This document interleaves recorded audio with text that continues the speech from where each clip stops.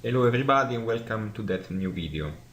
The main goal of that video is to show a way, to show a little VBA subroutine that will help us to auto-resize all the comments inside your worksheet based on the text that is inside the comment itself. If we show all the comments inside that worksheet, we can see that it is impossible to see the text that it is contained inside the first and the second comment because they simply overlap. To overcome this problem, first of all, let's take a look at that flowchart in which I have the hierarchy of the comment object inside Excel. At the top we have the comment object itself that has properties and methods, like all the other objects that are present inside the Excel library. Between the properties of the comment object, we can find the shape property. The shape property, it is also an object that has properties and methods itself. Between the properties of the shape object, we can find the text frame property. Even the text frame property is also an object.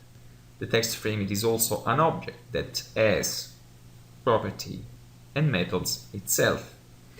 Between the properties of the text frame object, we can find the Autoresize property, which is the property that we will use to auto-resize all the comments inside our worksheet. And we'll be doing that by setting the Autoresize property on true. So let's go back and we open the Visual Basic editor. We insert a new module inside our worksheet, and then we can start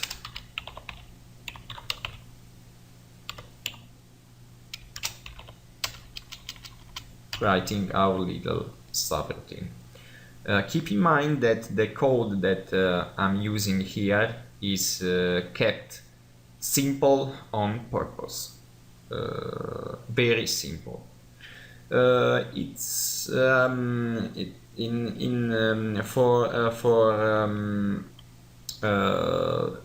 loop through all the comments inside that worksheet. I will use the for each loop, which is a very powerful instrument that allows us to loop through all the objects inside a collection. We then type an object variable that we call CMT, that stands for comment. In active sheet, the active sheet is a property of the workbook object, and then we finally refer to the comments collection, which is the collection of all the comments inside that worksheet. So we start by typing the object variable, and then we refer first to the shape property of the comment. I want to point out that the CMT variable in that case changes at every loop, changes and become the first, the second, and the third comment inside that worksheet. It has every properties and methods of the comment object. So we type the shape property that it is an object, and then we type the text frame property, which is also an object that has the Autoresize property that we set on true, and then we end